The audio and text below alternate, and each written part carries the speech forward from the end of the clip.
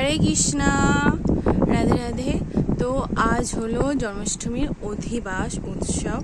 আগামীকাল জন্মাষ্টমী, আজ হবে রাধা গোপীনাথের অধিবাস অনুষ্ঠান।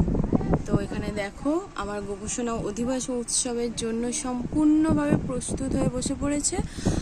আর চলো গিয়ে দেখে নিই অধিবাসে কি কি নানা দ্রব্য আয়োজন করা হয়েছে। তো এই হচ্ছে অধিবাসের থালি। এখানে 27 রকম আইটেম আছে।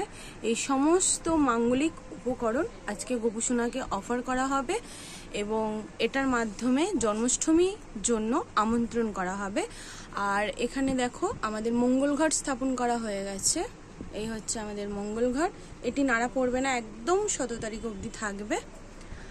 আর এইভাবে আয়োজন করে তোমরাও অধিবাস অনুষ্ঠান বাড়িতে করতে পারো।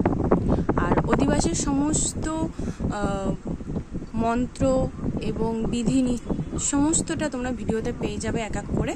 তো সঙ্গে থাকো। হরে কৃষ্ণা, রাধে রাধে। লাইটটা অফ করে তো গবুর বাবা, গবুর লাইটিংটা সবাই দেখুক। হরি বল।